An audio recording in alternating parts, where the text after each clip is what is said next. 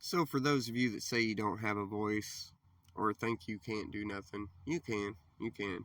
I called 14 governor's offices, multiple state, local representatives, the White House, Congress, Mar-a-Lago, and I left a lot of messages, and I talked to a lot of people when I did that. And right now they're trying to put an executive order through to ban the ATF, and let me explain why.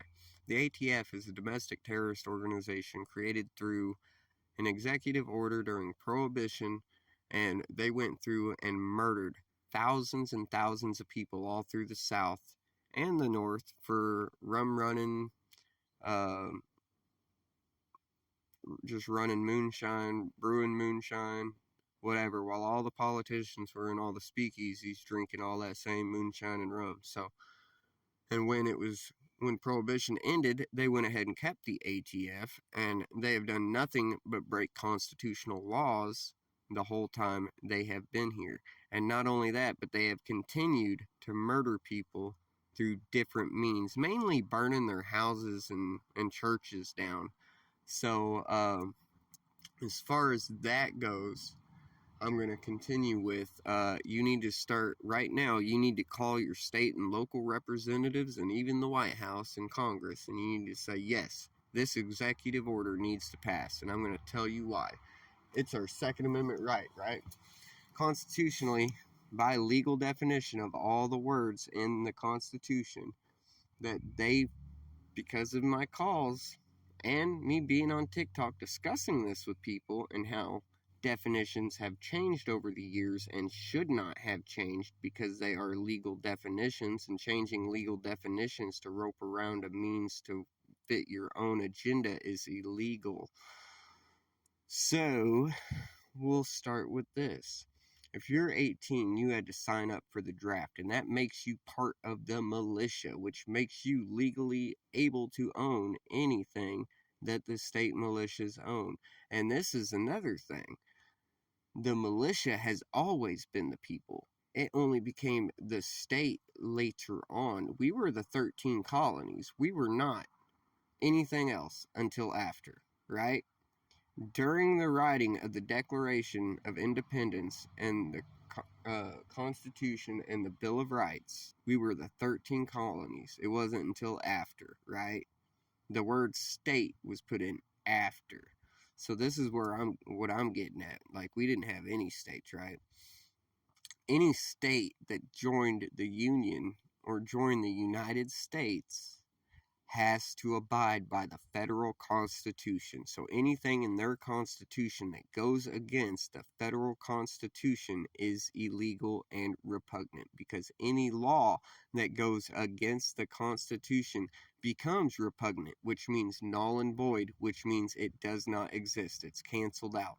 And the only thing the Supreme Court is there for is to say, yes, that is canceled out because it goes against the Constitution, or no, this is in support of the Constitution, so we're going to keep this law. Now, it shows that with the AR ban, right? Because they cannot ban that because of the Constitution and what it says about the militia and the right to bear arms. Now, let's go to this. The right to bear arms. The definition of arms means to carry, or not to carry, sorry. The definition of arms is anything from a knife to a suppressor to a tank to an F-15 jet or whatever jet you want to buy.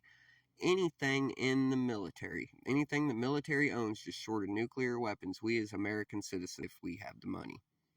Now, as far as that's concerned, that would mean machine guns too. Now, in at least 2 Supreme Court cases, which doesn't matter because it says it in the Constitution too, right? Anything that hinders your constitutional rights is illegal, and it's at least in 2 Supreme Court cases that it's supported by that. And they go on to say licenses, extra fees, and anything else that hinders your rights. So for all of these states or towns that put in concealed carries, like makes you get a concealed carry or an open carry license, is violating the Constitution of the United States. It is illegal to do so. Also, any company or public entity or person that violates your constitutional rights is held responsible too, because it is illegal to violate your that goes.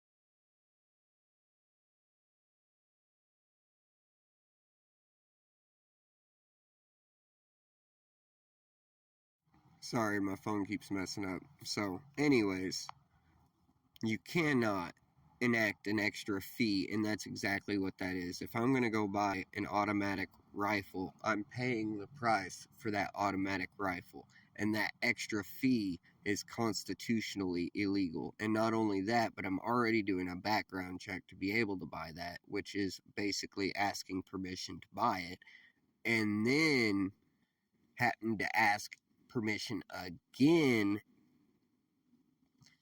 is very redundant and illegal. So, these are the reasons we all need to be calling to support this, because we do not need a bunch of other people calling to try to go, oh, blah, blah, blah, blah, blah, blah.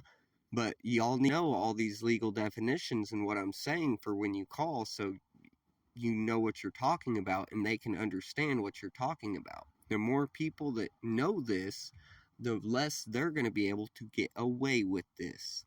So, I strongly urge you all to get in touch with your state, local representatives, call your Congress, um, call the White House. I'm not even fucking shitting you, dude. Call the White House. Call your governors, call Congress, call every fucking person that is in government that you can, and get the word out. Stand up. We all talk about standing up. It's time to stand up and fight for our constitutional rights that we need to band together and keep them from suppressing us. We'll work on the censorship. We'll get rid of TikTok. We'll not get rid of, but then we can stop all these social media outlets from fucking us and censoring us on stupid shit. Because we all have the right to freedom of speech. That's what people have fought and died for. So if a bunch of supremacists, whatever ethnicity group they are, want to come out and talk about how they hate people, that's their right to do. Just like if a Satanist wants to come out and trash talk the church, that's their thing to do.